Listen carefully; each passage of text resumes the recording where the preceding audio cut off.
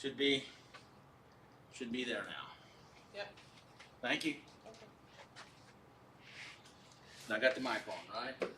Yeah, looks like it. Yep. Okay, I hear me. Yep, you're good to go. There we are. You're showing up. Yep. Facing the sadness. Facing the sadness.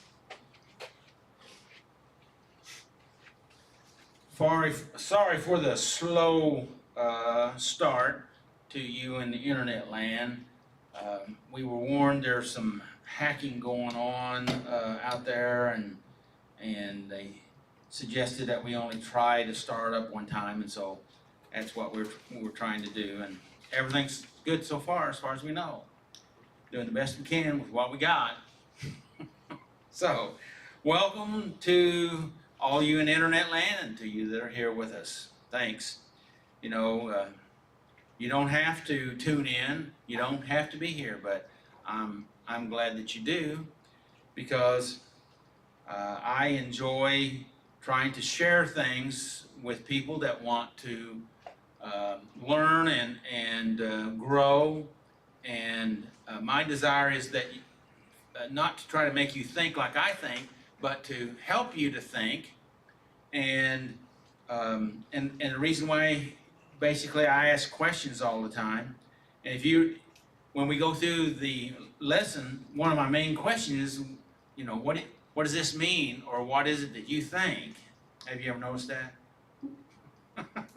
And that's because questions kind of engage us, whether someone asks them to us or we ask them to ourselves. And I was listening to some information from Richard Feynman, which is a physicist, which has passed away now. But he had, and I don't know what the exact questions are yet, I'm going to try to find out, but he had a certain block of questions that he would ask himself to help him search out the meaning of the questions that he was pondering at the time. And so he felt like that helped him. And probably some of you here have heard of Richard Feynman, but he's famous, and or at least I think he's famous, and I think he was won the Nobel Prize of something, but I don't remember what. So anyway, so let's get started here, and I'm glad you're here. Thank you. And the topic for today that I guess Lori picked, right? Lori picked this? I Yes. picked it. You picked it? Yeah. All right, okay, then we'll save that question to you, since Lori's not here tonight. So, Oh, what question? yeah, the question I'll You ask later Okay. is why did you pick that? You know, Okay. I'll ask that later. I'll answer later. And so you know, sometimes that's kind of interesting to hear why a person does that. You know, now Tommy, he just did it because I hadn't taught that lesson before, so let's do that one. So well, that's a reason, right? So anyway, so today it's facing sadness. You know, and the more I thought and meditated and prayed about this topic, you know, it's really a powerful and painful topic. It can be very, very beneficial if we'll face our sadness, because it's very destructive if we deny it or run from our sadness. It can be very helpful. Does anybody have any thoughts on that before we go any further about facing sadness? There's power in it. Power in it, absolutely. And that kind of lines up with one of the kind of thoughts or questions I was going to ask. Does having some sadness, is that a sign of weakness? That's a question. Having some sign of sadness, is that a weakness? Yes, sir. No, because it really takes courage Good. to face your sadness, but it's a sign that you want to replace that sadness with something good. Mm-hmm. Good, very good. Anybody else have anything to say on that before I follow up on the question? No one? I like his answer. Yeah, it's a good answer. So what, Robert, I want to direct this to you since you answered so good there. How about that? Okay. That, and of course you don't have to answer, but I think you probably will.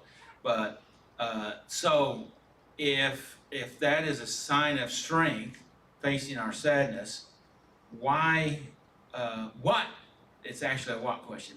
What do most people do when they feel sad?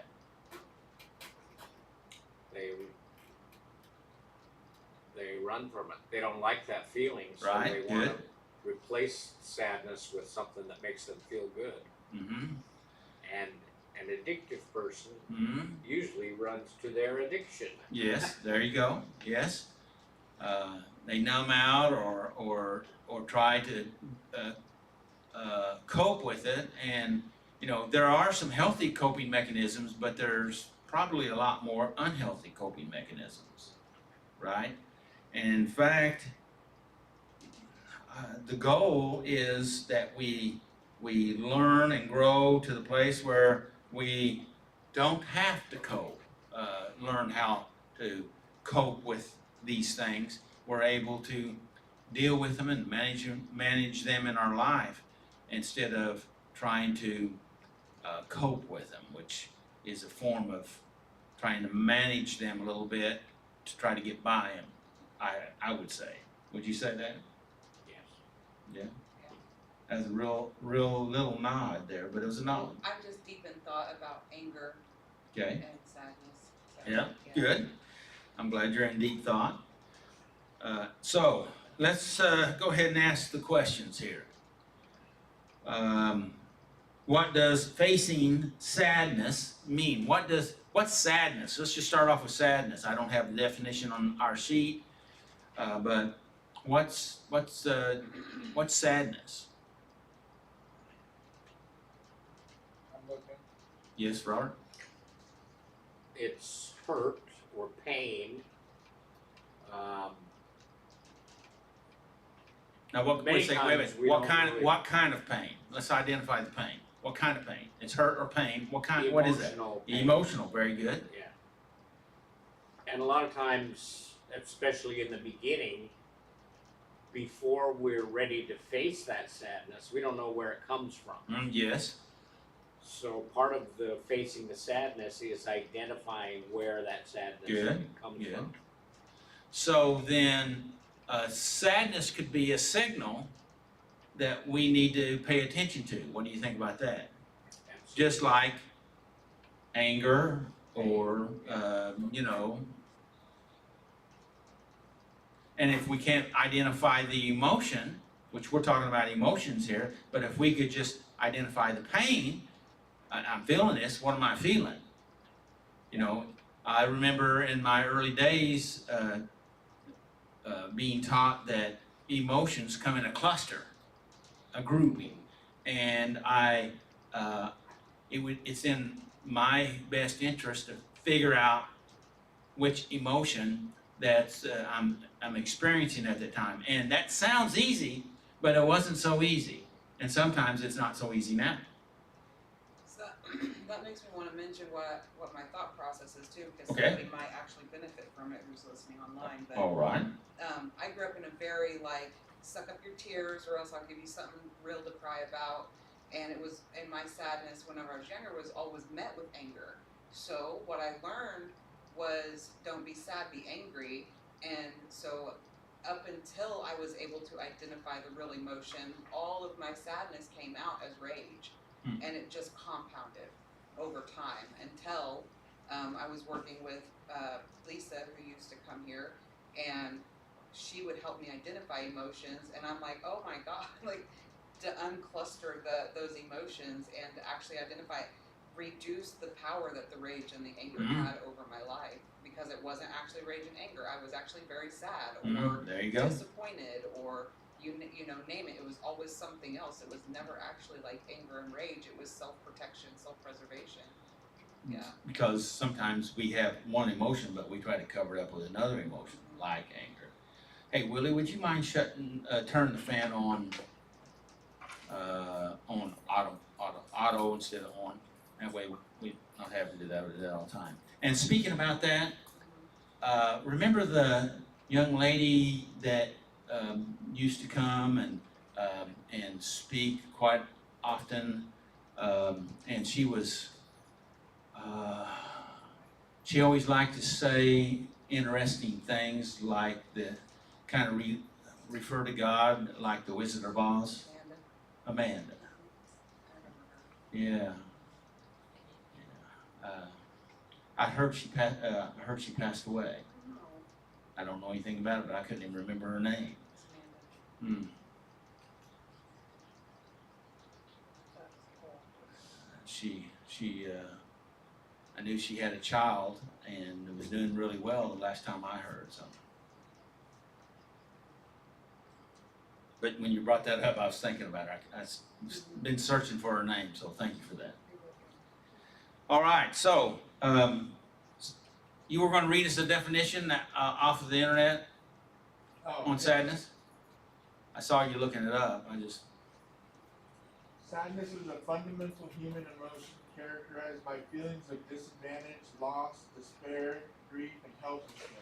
It is a temporary, normal reaction to difficult times, disappointment, or loss, often accompanied by crying, withdrawal, or low energy. Good. Thank you. It says it's not typically a mental illness. Okay, good. Not typically a mental illness. Okay, good. So I wonder what that means, not typically a mental illness. What do you think that means? More often than not. Less often, I mean. Less often. Okay, yes. And what do you think? What does that mean? It means it might be tossed around as a mental illness a little too much somewhere, possibly. Yeah. And maybe you recognize you're misidentified. So what do you think that means that it is then? I guess maybe I ought to. That's an emotion. It's an emotion. And sometimes people think that emotions are bad.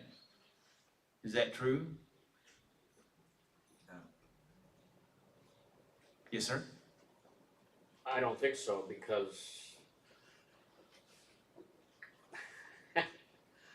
well, according to my ex-wife,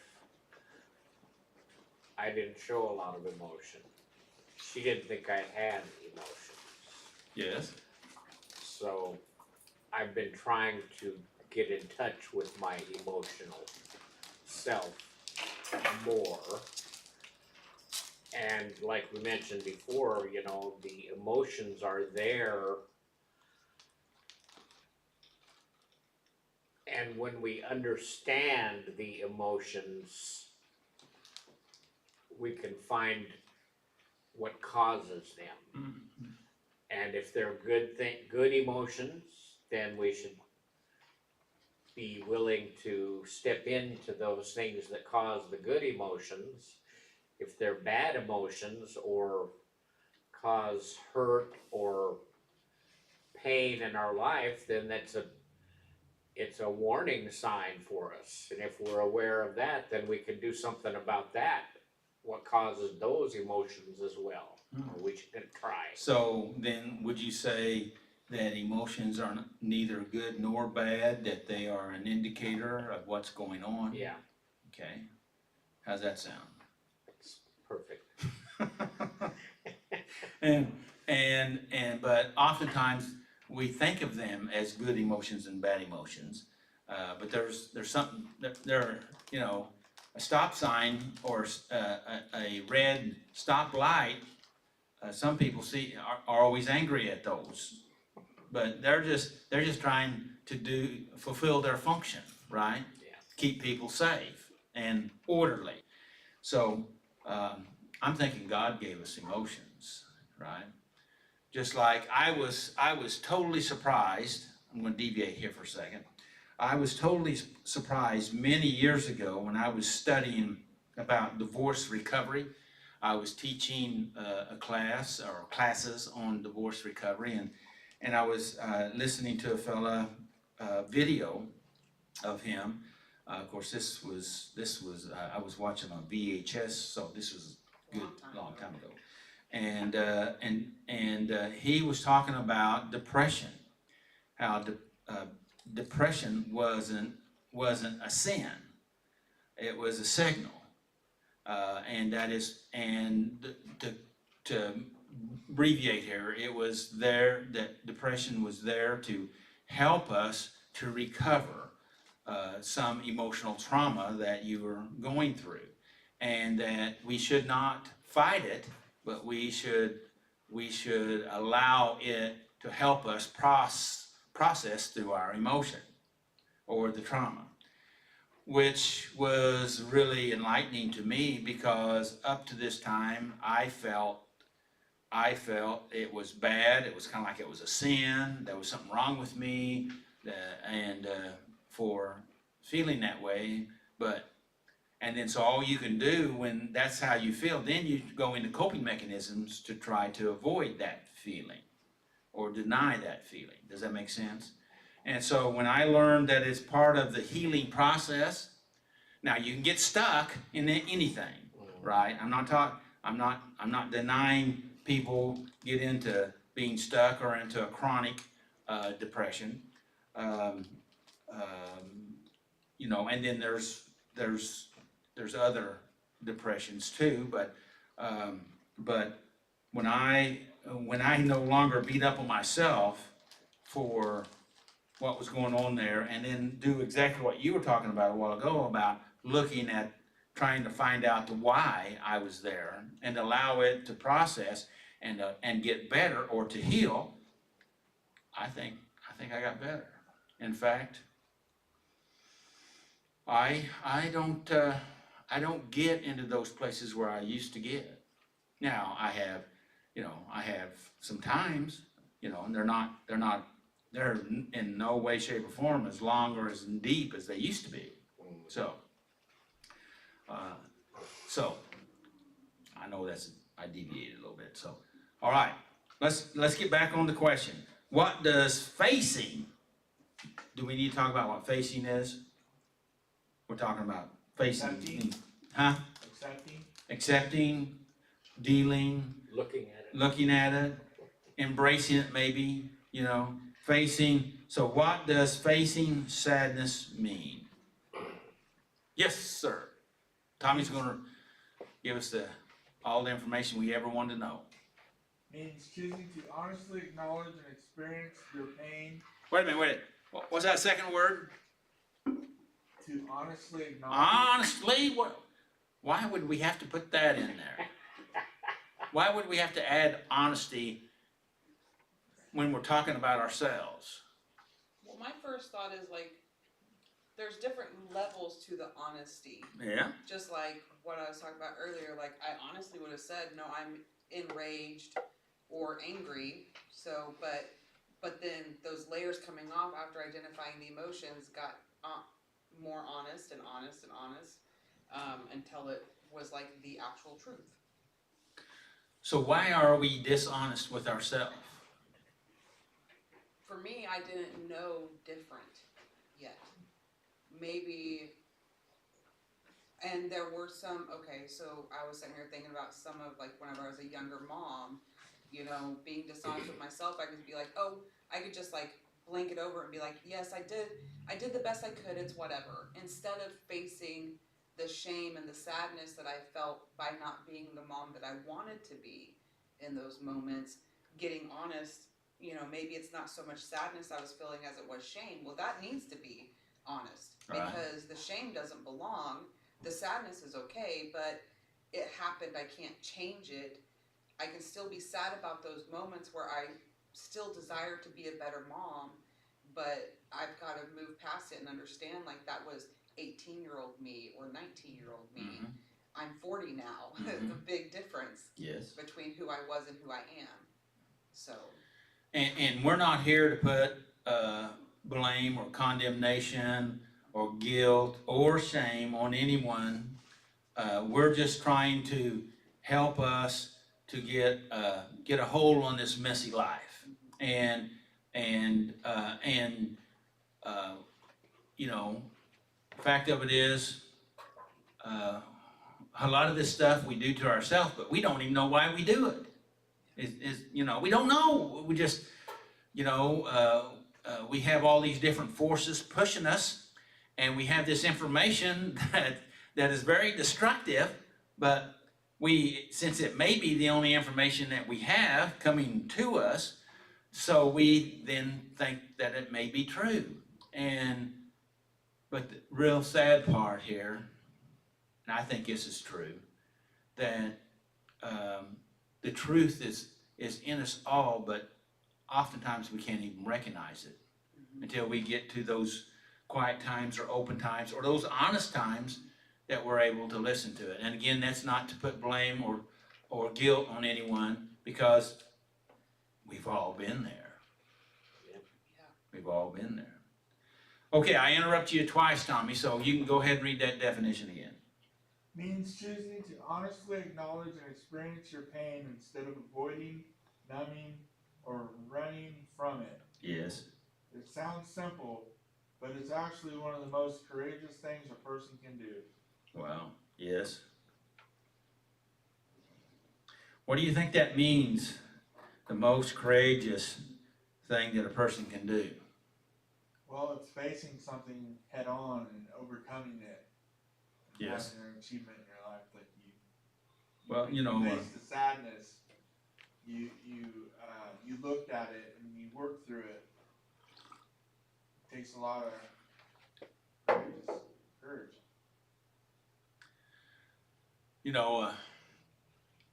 In some of the mythology information where it kind of relates these big things in our life to like giants or monsters or dragons, and it takes something to stand up and face what we're talking about, face these things in our life. Yeah. And I remember a day that I had been struggling with some stuff, probably up to most of my life, up to that point, and I saw in my mind's eye that it was like a big old shadow from a big monster, and I didn't look at the monster because I was afraid to look at the monster. I didn't want to deal with that monster, but I could see the shadow of the monster. It was at my back, and it was going this way, and it was huge. It was enormous. And I was tired. I needed to confront it, but there's no way that I could deal with that monster. I believed that I couldn't. You know what I mean? I believed that I couldn't. And something inside of me, and I think it was the Holy Spirit, that said I needed just to turn around and look at my monster.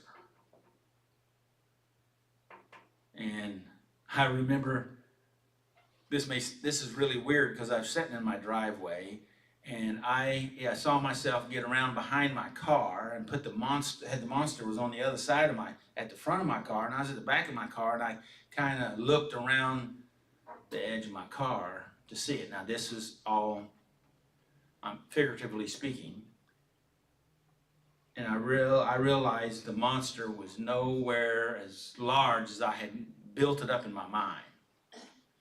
It was big. It would be tough, but it wasn't gigantic.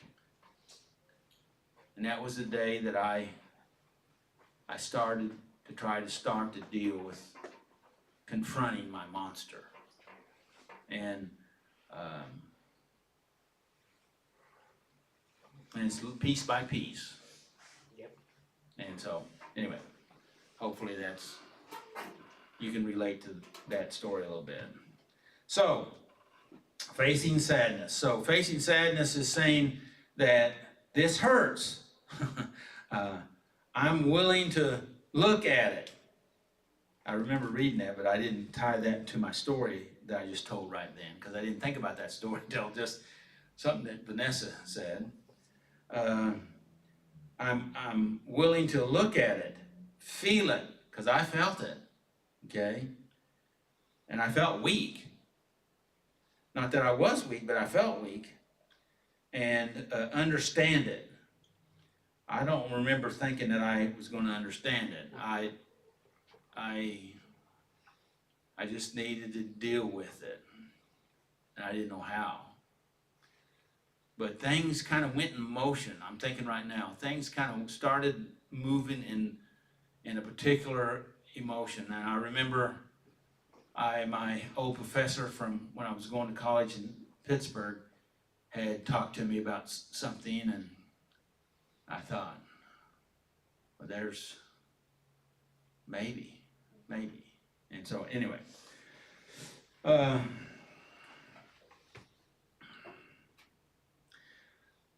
involves three different movements. There's awareness. We have to become aware, number one. Number two is acceptance, like you talked about a while ago. So we have to become aware. Just because you become aware don't mean you accept it, okay? So we have to accept it, and then we have engagement. Then we do something about it. We lean into it. If all we can do is lean forward, then we just lean into it, okay? We don't jump off the cliff at it when we first start out, okay? Because, I mean, some people do, and usually, not always, but usually they end up getting in my opinion, that I've seen in worse situations because they tried to force something when they needed to work on something. Does that make sense? Okay.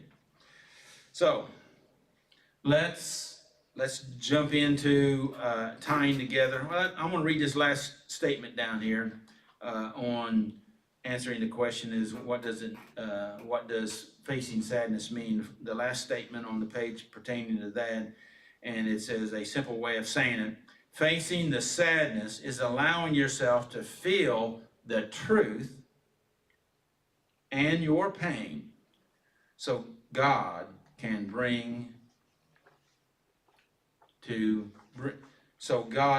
begin to heal it. So, and that's what we're talking about. God supernaturally healing us. If we get honest, we humble, and we recognize it. We do these 3 steps here I talked about. Become aware. We accept and we engage, and then we're open up to it. And there's other information on here that I've circled and highlighted, but I'm not going to be able to go into it. So anyway, it's there. The sheet, if you don't have it, the sheet's back there, and it is 3 pages I got today because, according to Robert, I got carried away. So, which is right. So let's.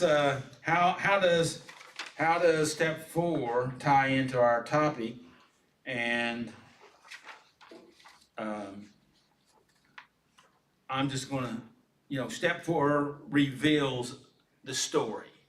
Okay. We go into the inventory and we start trying to dig it out. Okay, that's I think has to do with awareness. We get aware, and it helps us to get into acceptance, and then it will help us to go on and engage. So step 1 reveals the story to us, and facing the sadness, which is our topic, besides step 4, is reveals the wounds. What has happened to us? Where these things have happened, these situations that we were in or things that we had done. And yes, it probably wounded other people that also wounds us, but we're wounded by what we've done also. And we're also I think in most of us, and we even feel the wounds that we caused others to have, and we and as our talk when we go into Nehemiah in a little bit, that they're talking about having remorse and they bemoan their that they have drifted so far away from the truth, and they weren't aware. You know, that's kind of what we were talking about a while ago, Vanessa. They weren't fully aware of it, but when they heard it, it went deeply in them. They felt it, and so that's when they had this great sorrow. That's what we're talking about here, is facing the sorrow. And we'll talk about this, and matter of fact, I got quite a bit of information on the very end of that fact sheet, on the third page, that about this question, that the statement is that, yes, we recognize our mistake, we're sad about that, that has softened our heart.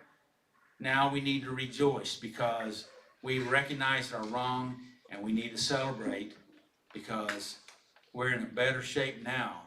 This is my translation or interpretation. We're in better shape now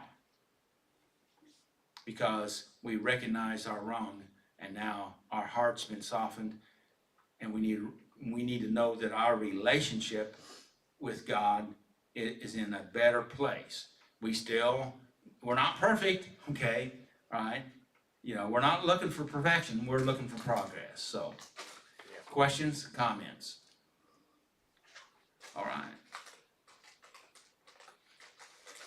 And did we have somebody who's gonna read the steps today? Yeah. Little old me. All right, thank you, Robert.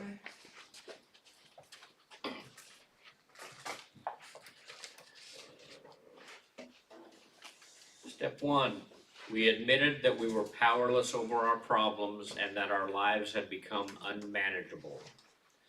Step 2, we came to believe that a power greater than ourselves could restore us to sanity. 3, we made a decision to turn our wills and our lives over to the care of God. 4, we made a searching and fearless moral inventory of ourselves. 5, we admitted to God, to ourselves, and to another human being the exact nature of our wrongs. 6, we were entirely ready to have God remove these defects of character. 7, we humbly asked God to remove our shortcomings. 8, we made a list of all persons we had harmed and became willing to make amends to them all. 9, we made direct amends to such people wherever possible, except when to do so would injure them or others. 10, we continued to take personal inventory, and when we were wrong, promptly admitted it. 11, we sought through prayer and meditation to improve our conscious contact with God, praying only for knowledge of His will for us and the power to carry it out. 12, having had a spiritual awakening as a result of these steps, we tried to carry this message to others and to practice these principles in all our affairs. And back to number 4, we're on today. We made a searching and fearless moral inventory of ourselves. Thank you, Robert.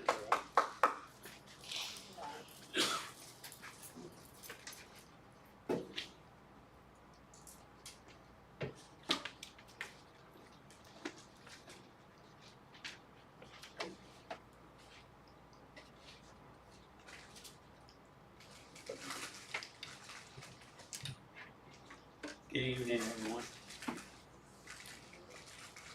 How you doing? Good. Facing the sadness. Bible reading, Nehemiah 8, 7 through 10. We made a searching and fearless moral inventory of ourselves. Most of us falter at the prospect of making an honest, more personal inventory. Do you agree or disagree with that statement? Yeah, I agree 100% on that because we really don't want to know where we really messed up. That's just human nature. we wanna believe that we've done right and we're doing right, and we don't want, we just don't wanna dig in there and say, yes, this is where I messed up, as a human being. Okay, go ahead. Rationalization and excuses for avoiding this step abound, excuse me. What does that statement mean, and why? Statement means that we're gonna make any excuse and, tell ourselves, hey, I'm right for not doing this. I don't need to do this, cause I done put that behind me. I had to change my word there. I done, wrote that off as a mishap, and it's done past, so we don't need to bring it up anymore. That's what that means to me. Okay. The bottom line is that we know there is an enormous amount of sadness awaits us, and we fear the pain that fate oh, pardon me, I'm messing this up. The bottom line is that we know there's an enormous amount of sadness awaiting us, and we fear the pain that facing the sadness will bring. So what does that mean? We know that we're gonna, as we dig into it, we know we're gonna get sad, so why disappoint us? Why disappoint myself with doing something that I know is gonna make me sad when there's plenty of stuff I can do that's gonna make me happy? That's, so, Anybody have any comments on that? Okay. So, why get sad when I can make myself glad? right, And how's that work out for us? just keep digging that hole deeper. That's the only way I can put it. You know, you give me a shovel, I'm gonna go down instead of up when I need a ladder thrown to me. Okay, I hadn't heard that one before. Yeah, that's one for me. Okay. The Jewish exiles who returned to Jerusalem after captivity in Babylon had lost their touch with God. During the exile, What is that? Do we know what that means? They were in exile and they were in captivity at Babylon and they lost touch with God. What does that mean? they didn't think of him. It wasn't on their minds, and they just gradually got away, is what I understand. I think,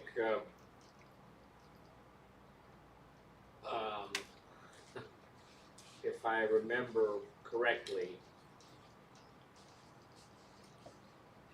Jerusalem was destroyed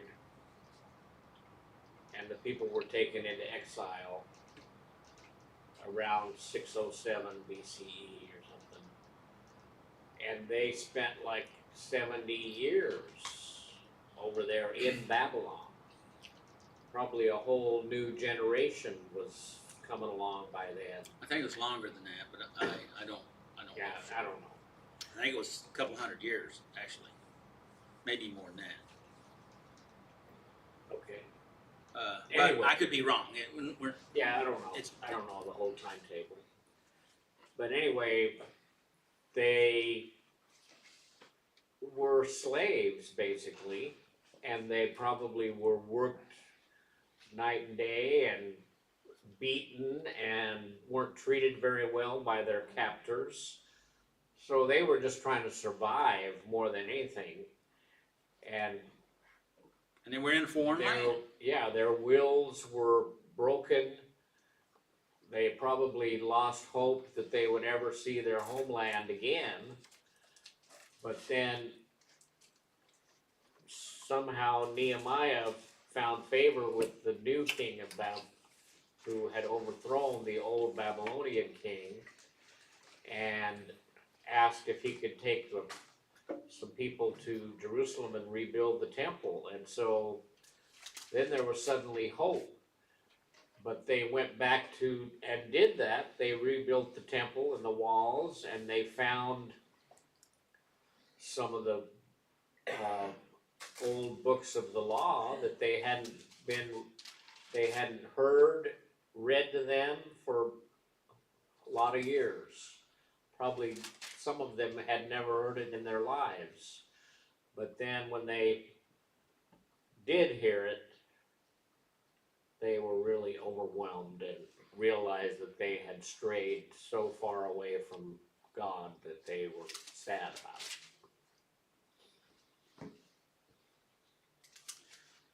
Yes, and and one of the things we talked about last week was that that most of the people didn't even know how to speak Hebrew, and when they found the scriptures, of course, they were written in Hebrew and language, and they that's the Levites read it. Ezra, I think, was the main Levite, and then they interpreted it and explained it to the people. And I looked and tried to check how many people now, and what they rebuilt the temple and they rebuilt the wall, and then they were having this time, and uh, and it's some said it was thousands of people. And I looked at the accounting in there, and it looked like closer to 30 or 40,000 people that were there, and and of course, then last week we talked about that there were foreigners there also, and they separated from the foreigners. So there was a big crowd there, and there was things going on, and it was not only people from Babylon, as I recall, that came to help. There was people from Jews from other places came to help to restore the temple, and this king helped in doing that, and then also those people that came from these other places also helped finance it too, and so. Um, so now, if they if they couldn't speak the language, they surely lost touch with God, because they couldn't read the word. And I don't know back then if they actually had if they translated into Arabic languages at that time. So any other thoughts? I'm sitting here thinking about how, like, so whenever Babylon first attacked Judah, because it was the tribe of Judah that he defeated to get them into captivity, just like how that generational trauma, because you can't even blame it on like your ancestors, because when they were, after they left Egypt and they were in the desert for 40 years, the whole generation, first generation, had passed away before they got their promised land.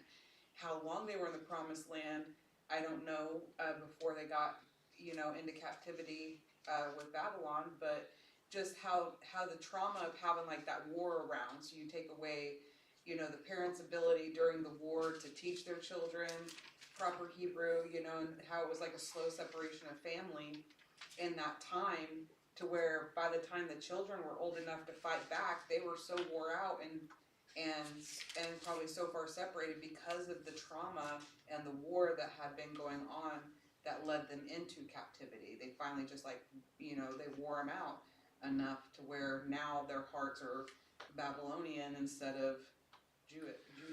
Well, I don't know that they took everyone in slaves, but we know they took some, and they know they took the brightest minds and used them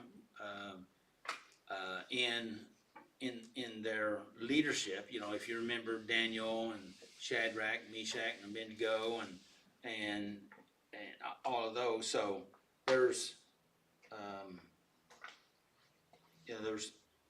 there's a lot in that, but our main point here today is that they had gone through this and they were really excited about being able to do this, and then they find out, because they discover the word, that they've messed up in their life, and their parents. Remember last week we talked about they repented for even their parents, their ancestors, not just their parents, but their ancestors. And so, because we do have this trickle down effect that affects all of us, you know, and so, but we have to face the sadness so that we can deal with the sadness. That's what we're talking about today. Anything else? Go ahead, Willie. During the exile, they haven't been taught his laws, so naturally they haven't been practicing them either.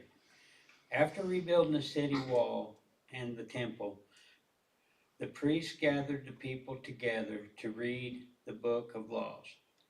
The people were overwhelmed with grief and began weeping because their lives in no way measured up. So tell us what you think that means. Well, once they realized what the law was, after trying to build back what they lost, they realized that, okay, hey, we never done none of this. We don't know how to even start, you know. So naturally they were overwhelmed because they thought they were going to be condemned again because they wasn't doing it. And so, you know, they were excited about to be there because they went there. I mean, there was effort put out and probably expense put out and labor put out. They interrupted their lives, and so we had all this going on, and so they were excited, and then they found out that they were messed up. You know, do you remember the time when you figured it was revealed to you that you made a mistake and you really somehow didn't know it, but you did, and it's hard to take, right? It's hard to take, isn't it? And so now they're, you know, they kind of moved. They went kind of from being excited to being overwhelmed. Does that pretty much tell the story? Yeah. Okay, go ahead. The priest said to the people, Now we're talking about Nehemiah 8, 9, and 10. Yeah. Don't mourn or weep on such a day as this, for today is a sacred day before the Lord your God. Go and celebrate with a feast of rich foods and sweet drinks, and share the gifts of food with people who have nothing prepared. Don't be dejected and sad, for the joy of the Lord is your strength. Any thoughts?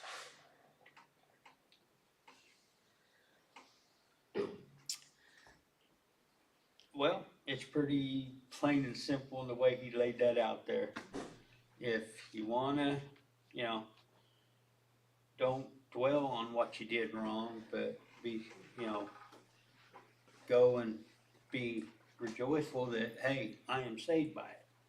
You know, I don't have to condemn myself because I've already said I was sorry and moving on.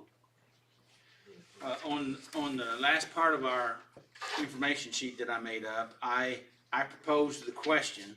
Let me get to the question which is basically the scripture there. I said, what does this statement mean out of Nehemiah 8 and 9, verse 9? Don't mourn and weep on such a day as this, for today is a sacred day before the Lord your God. And so I have some information on that. We're not going to go through it all, but it's there if you want to look at it. But it's God one of the statements that I've got on here, it says God meets their awareness of sin.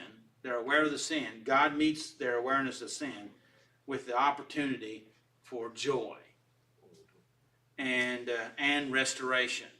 So God wants. He's not, it's in here. I don't know where it is right yet, but God. It's hard for us to grasp this next statement, but God is not there to punish us. He's there to help us, to give us His grace, to restore us, to redeem us. Okay, and so that's He wants to bring us into a better relationship with Him. Conviction says this is what was wrong. Okay, they were convicted. It's wrong. But grace says, now let's make it right together. Let's move in the right direction together. And that's what they were trying to convince. This is, yes, you're sad, your heart is softened. Okay, now let's rejoice in the Lord and celebrate that we're in a better position than we were. We don't have to beat ourselves up. We just need to go forward. And I got quite a bit of information there that you can look at if you so desire.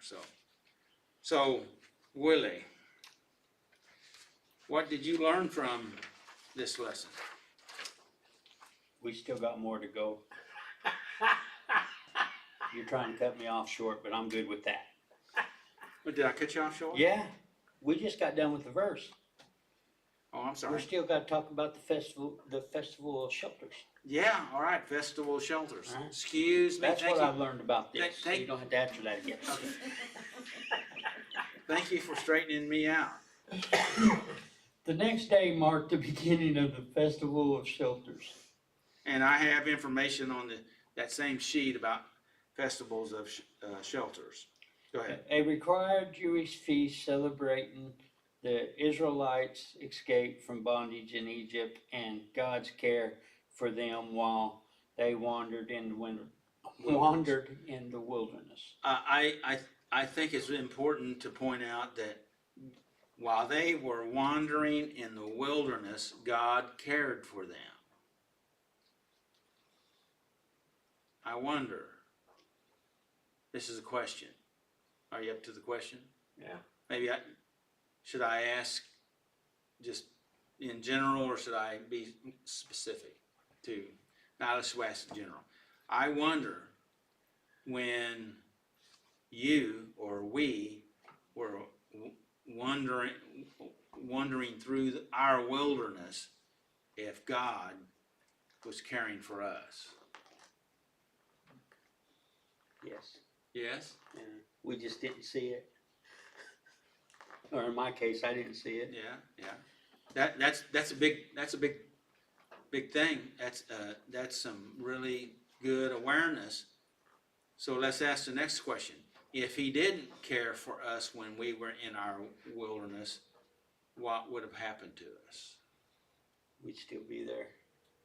We'd still be going Or dead. in jail.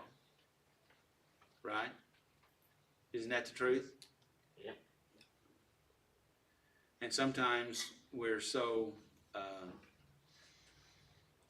hard-hearted, we do end up in jail, right, or in other places, and He hasn't left us or He never left us or forsook us in those situations. He was there still, reaching out, not to punish, but to heal.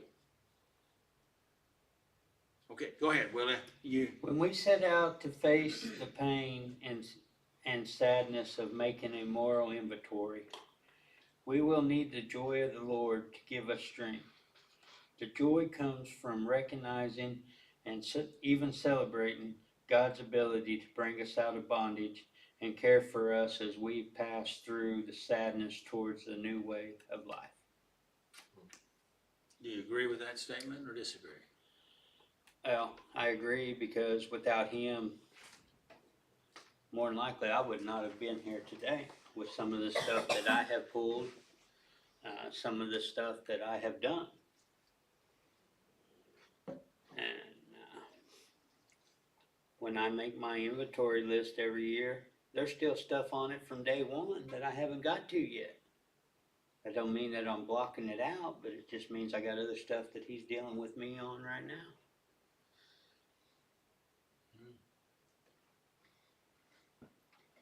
So let's ask that question I asked a while ago, and maybe we have a different answer.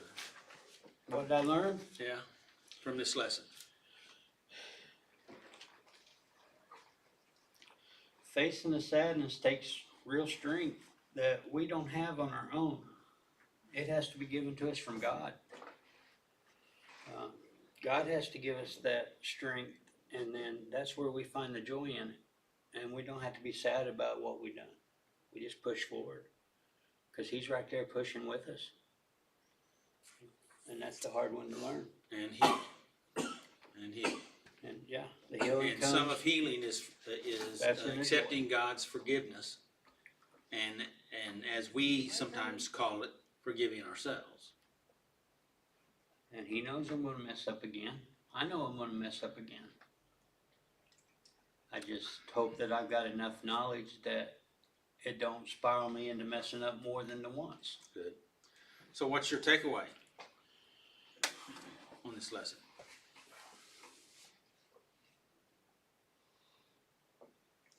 The more sadness that I face instead of running from it, the less it's gonna be hurtful on the inside to me. Cause it's like a tree. If you get rid of the vine, this is gonna hurt me because I was told this at more. If you get rid of the tree when it's little, you don't have to deal with the problem when it's big. And sadness is the same thing. If you can deal with the sadness while it's just a little ache, you don't have to deal with the brokenness in the end. Okay, thank you. And I think we need to make sure that we understand the sadness is just an indicator of something that we need to be address, right? Yes. And we deal with that, and then we let it go. Vanessa is going to share with us the reflection and the questions. Yes. Yay, Vanessa. Let me get back there.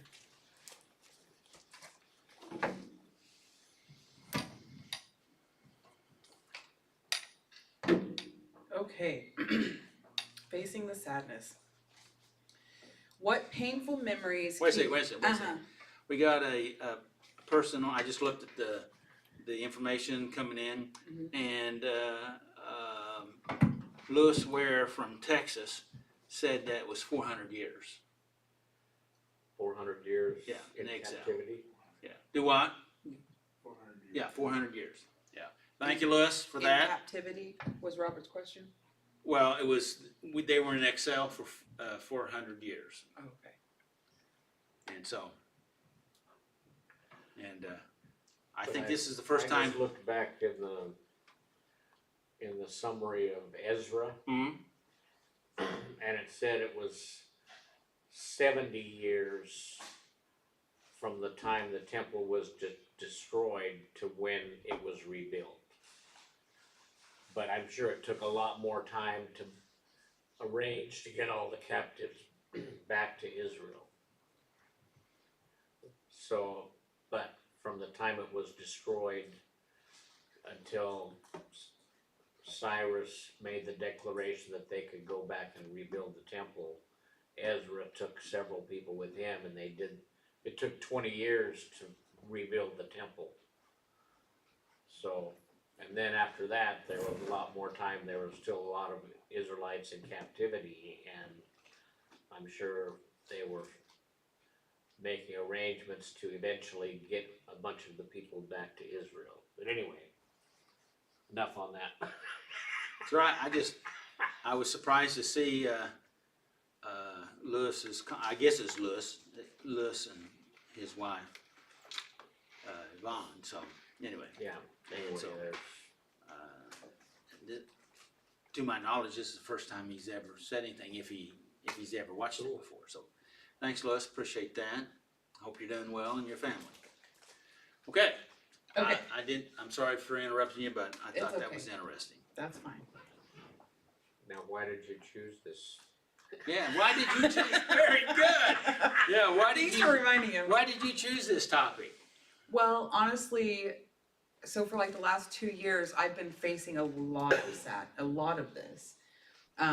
I talked about like I had been doing a lot of inner childhood wound healing, which brought up a lot of my mother. Now I'm really been dealing with like my mother wounds, you know, which is why I was talking about my kids over there, because bringing this up, a lot of I'll tell just a little backstory. Like, I got married when I got pregnant at 17 and married at 18. I got married because I was pregnant. And then we had 2 more kids together. So all 3 of my kids belonged to my first husband. And so I went from being a daughter to a wife without even getting to know myself as a human woman, you know? And so I struggled a lot with identity. And so there's been an insurmountable amount of sadness that I stuffed down, and or it came out as rage and anger. And a lot of the sadness that I have been dealing with are those moments where I wish I would have been a softer mom. But then I look at my mom, and my mom is a softer woman now, but I love everything about my mother, even though I'm surprised that, you know, I'm alive and she's not in jail.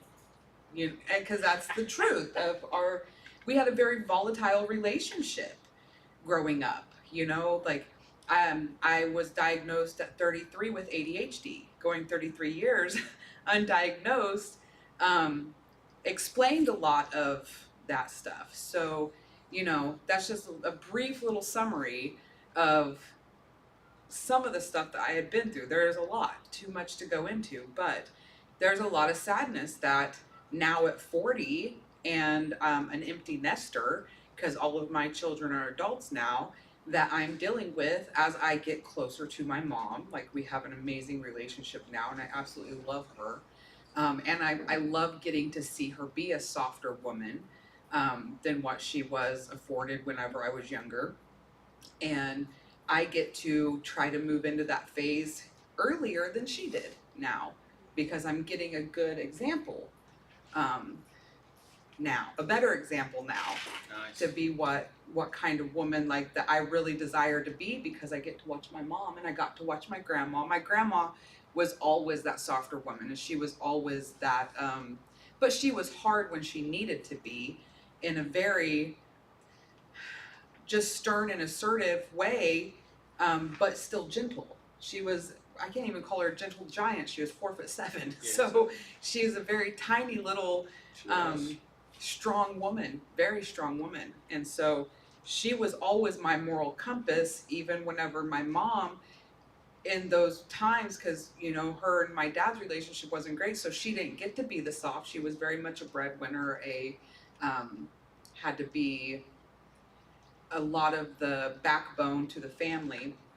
And so, like, I understand it now, going through the inner childhood healing that I've gone through, getting to find the compassion for my parents that they need, because they were teenagers, or, well, they were 23, mom was 23 when she got pregnant with me, but they were teenagers when they got married, 16 and 18. And so the same mercy and grace that I'm trying to find for myself, I needed to have for my parents, and I needed to find it for my parents first before I could find it for myself.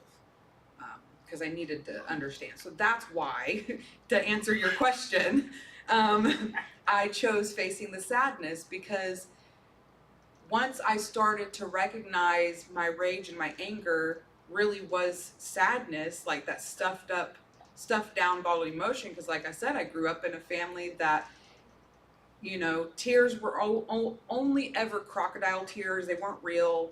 I'll give you something to cry about, you know, type of generation, which I'm so glad my parents are different now. You know, they don't talk that way to the grandkids. So I get to see them in different phases and different,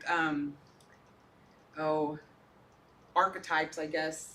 I can't figure out what the other word is I'm looking for, but roles, personalities, yes. And how different they are from just being mother, daughter, father, and grandpa, and now grandparents. You know, they got their first great grandbaby, which is great. So anyway, that's why I chose this, because it does take a lot of strength and a lot of stuff to be able to face it in the moment, even because some of this I didn't want to bring the sadness on myself, but I knew that there was a lot that needed to be healed, which we'll get into now. So what painful memories keep me from going forward and writing a fourth step inventory? The very first time I ever did the fourth step, because I don't think I struggle with it now as much, but the first time I was still very much in victim mode. I'm the victim. I didn't do anything wrong. Why do I need to write down anything bad about myself? And that came from a very deep place of shame and grief within myself, um, feeling ashamed. You know, going through the identity crisis, feeling ashamed to even, I'm losing my train of thought. Maybe it's not shame. I didn't want to go through the negative. I already hated myself enough, I guess.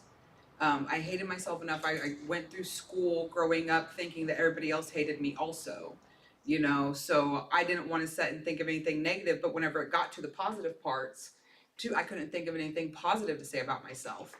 And I actually put a Facebook post saying, I'm doing step 4 personal inventory. Can you guys list 10 things? And that was Zach's idea. Him and Lisa used to come, and that was his idea to ask other people about the positive things. And it blew my mind of that there were actual positive things that other people had to say about me, you know, because growing up in, you know, with my parents, being married kind of begrudgingly to one another, for the sake of us kids, raising us kids, there wasn't a lot of affection, you know, and being undiagnosed ADHD, a lot of the attention I got was negative attention. And so I very much internalized and personalized that.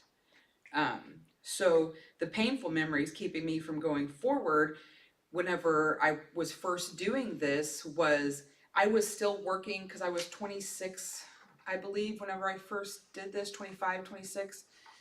And no, I was 26. And I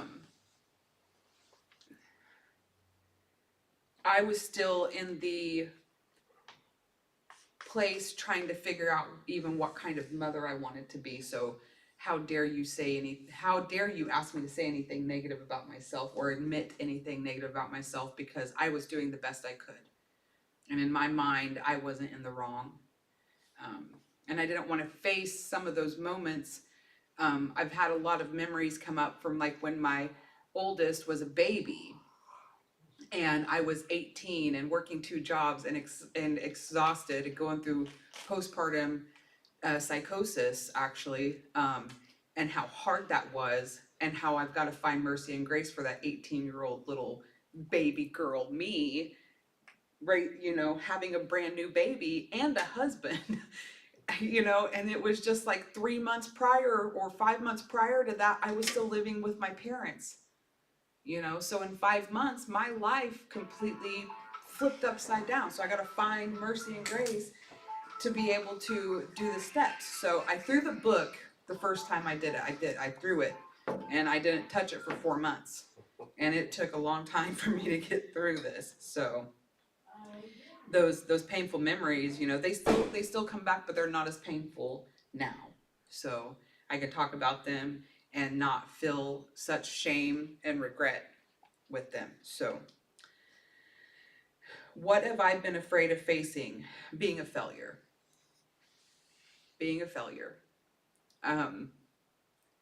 being 40 and not having much to show for it, you know, and what not having much to show for how much hard work I feel like I've done as an adult, but it's all been emotional survival mode hard work, and that is extremely hard work. Especially while you're in survival mode. And but being a failure, and I'm not even gonna say a failure of like having 5 relationships, because the truth is like, yes, I had 5 relationships, but I was strong enough to leave 5 traumatizing relationships, you know. But there are times where I'm just like, I'm 40 and I'm single, like I'm never gonna have that we've been married 50 or 60 years, you know, or the year and a half that I went without my child talking to me. Being a failure as a mom. But I don't feel like I'm a failure as a mom. That's just the fear, is that I have failed. I hate the fact that like I had 10 years where there was no substances, and like life was, you know, what it was with my children until I got into a relationship that was like actual physical domestic violence. It wasn't just the emotional or financial abuse, it was, or verbal abuse, which I could hide from my children better than I could the physical abuse.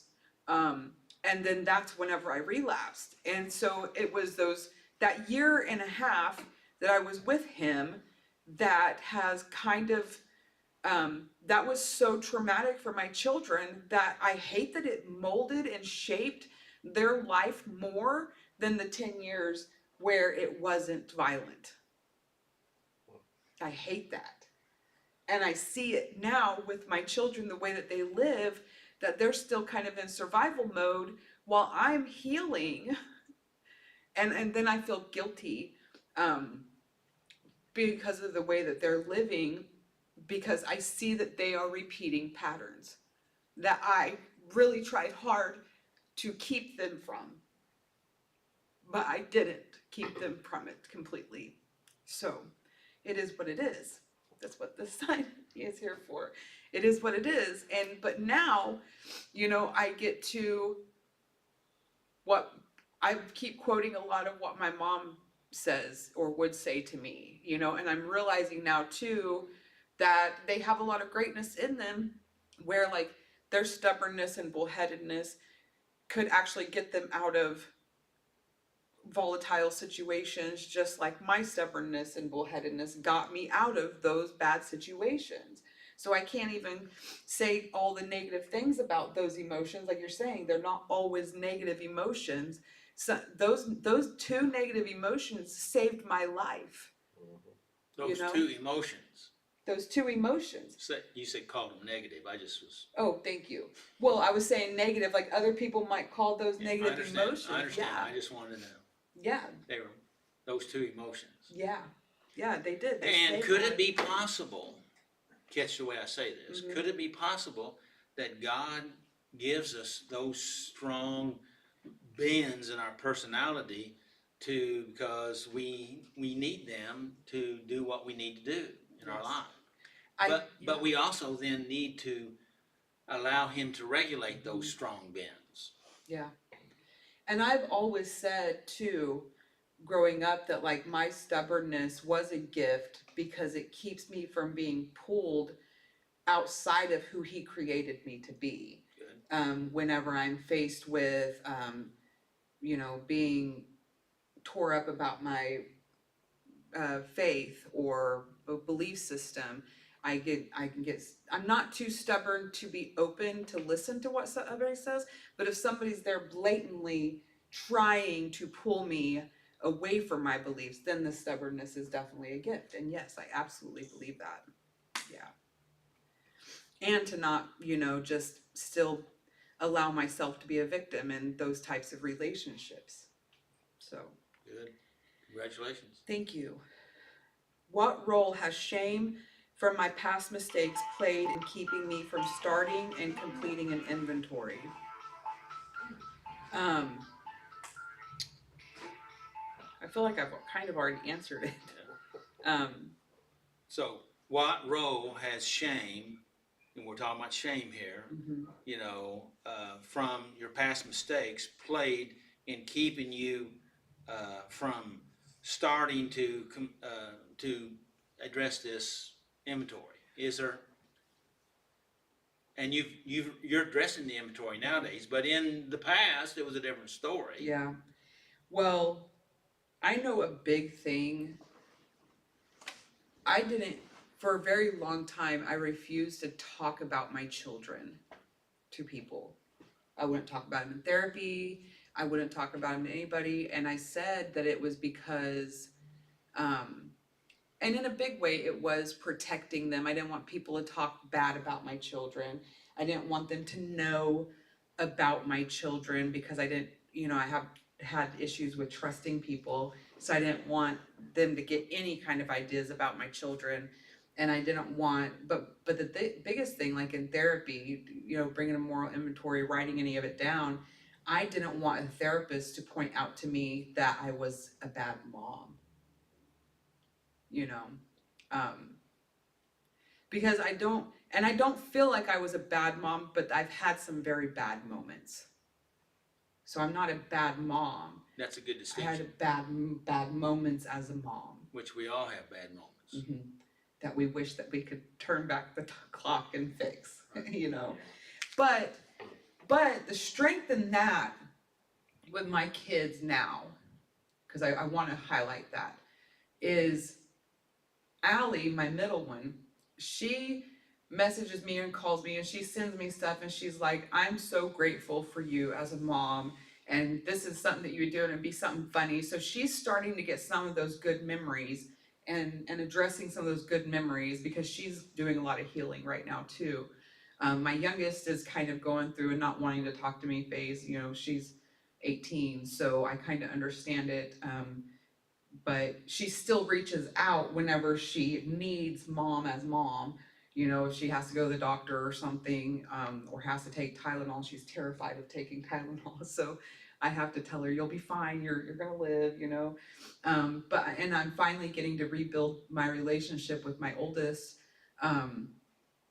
and getting to spend time with them has been a lot better. But even making that shift, so I'm talking about like the shifts from being a daughter to mom. Now I'm getting to be like a mother of adult children, and that is a totally different relationship than being a mother of minor children. Bet. And now it's like I've got to, like, from the sidelines watch their lives happen and then just be there for them with a safety net to catch them, And so the shame, I can talk about it now. I can talk about some of this stuff now about my children, with my children, doing the inventory. But I never wanted to open the door to allow anybody to cause me any more shame than what I already felt as a mother, or a wife.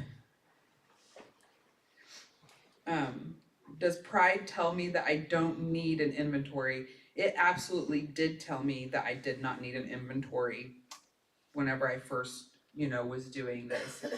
And, there are still some times, like even now, like I have to sit and think, but I don't want to sit and think too hard and long. But I don't want to think that it's pride keeping me from doing an inventory. But there are times where I'm like, well, I don't really feel like that there's necessarily been anything new that has occurred that has made me feel like I need to add anything else, to the moral inventory. Nothing else has come up. Maybe I've reached the center of the onion on those deep things. And I don't know if that's possible, but I'm not saying that I'm perfected either. I just want to make that clear. But I've addressed enough of the past stuff now that I can finally feel free to move forward. Good. So, Can I say something here? yes. We don't always have to blast our way into our past and in that inventory. I am a believer that it comes up when we are willing to turn our awareness into that and ask that question And if it doesn't come up, that doesn't mean that you have to get out the pick and go to digging. Yeah. And because God will, and I believe this, that God will reveal those things to us when it's time and we're ready. And we don't, I mean, even in natural healing, you can't do too many surgeries in a row too close together. You know, you gotta have healing. Yeah. Go ahead. And it's kind of like step 10, we continued to take personal inventory, and when we were wrong, promptly admitted it. So once we kind of get to that point where we are healing and we are on the road to recovery, then things come up. We're not perfect, but when things come up, we're ready. Yes, good, I admit it. Yes, I shouldn't have done that. I'm so Good. sorry. good. But before, there's no way, you know. I mean, I was hiding. I was wanting to hide everything. Anybody found out, said, "Oh no, you're wrong. You're taking it wrong." Mm-hmm. You know. I remember many years ago, and I'm talking probably 45 plus years ago, this young man told me, he said, when you're accused, deny, deny, deny. And that was a philosophy he was living by. And then sue, sue, sue. He sounds like a, what is that, jailhouse lawyer? The lawyer that's in jail. But I was just sitting here thinking about one specific thing that was on an inventory that I didn't want to admit to. It was like 3.5 years ago, I was teaching a class about getting rid of the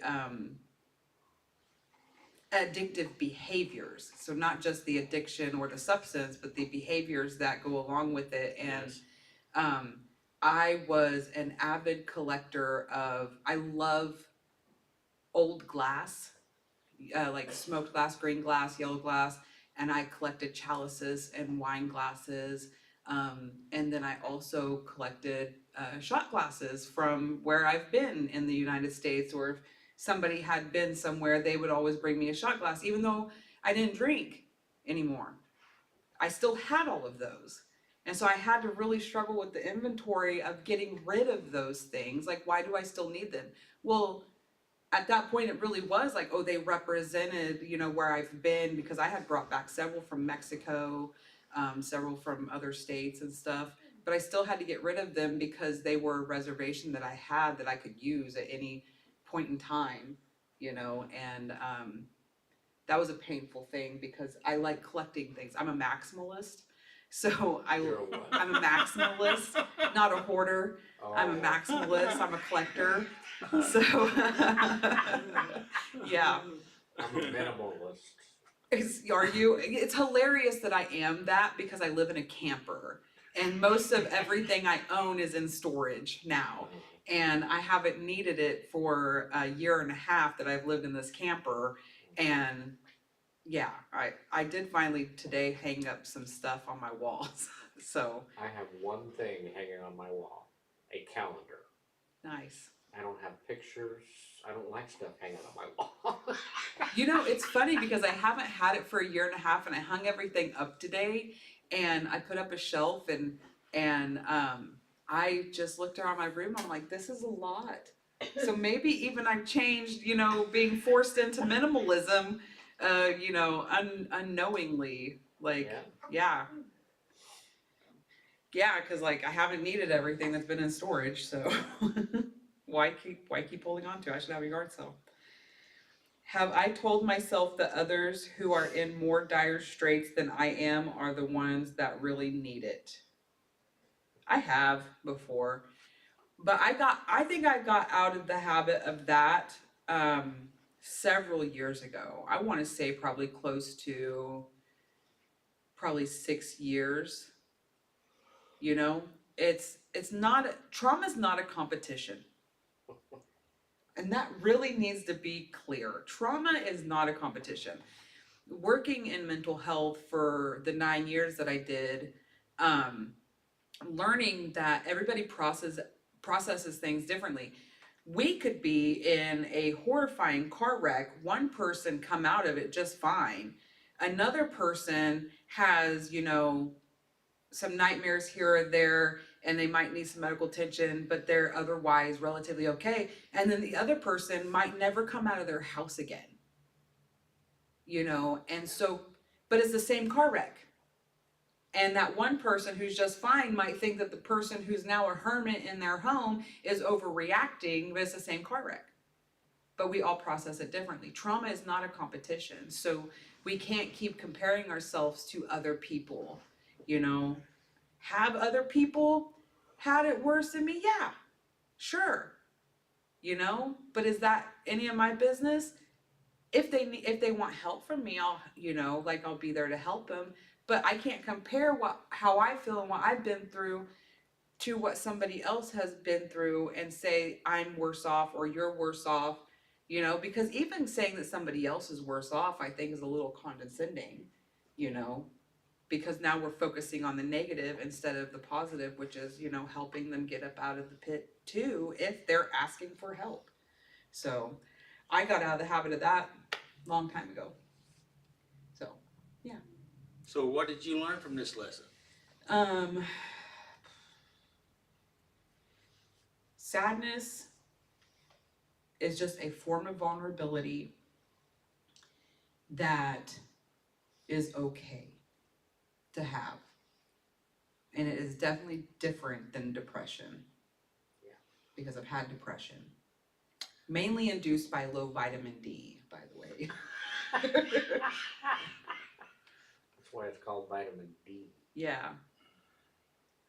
You know, you know, with that, someone that hadn't heard your story here would think that that was kind of a light statement, but it's not a light statement. It's a very, What? that sadness is important, and that you recognize it, and you are even appreciating your sadness, even if you have some still yet have some forms of depression. But you have, I'm saying you have made big healing strides in your life, and you're moving forwards, and we're just still, you know, we're just still taking little steps, but they're important steps. And facing it too, it will control your life. And this is somebody who, you know, I dealt with consistent depression for over 10 years. I want to say probably 14 years. To the point where, you know, suicidal ideation or homicidal ideation was a consistent thought, you know, while I was married to the girls' dad. And so to face it takes its power away from it too. You bet. Because otherwise it's driving your life. You got it. And you don't realize it. You just, you know, you wake up pissed off. And you don't know why you're so pissed off. Well, it's still lingering from 4 years ago in this huge, massive grudge that I've been holding, when really it's just sadness, because instead of us fighting, I would have rather us had a hug. And here I am 4 years holding a grudge against this person when I just needed a hug, you know? And it took a lot. I mean, 2012 was the very first time I came to Saturday Night Live. And that's been 14 years now. It was March of 2012. And so I've been doing this for a long time, and it's taken this long. Well, I mean, I don't even know if you guys remember whenever I first started coming here 2 years ago. I think it was 2 years, 3 years. It's been a couple years now that I've been here consistently. And I was very depressed whenever I first started coming back.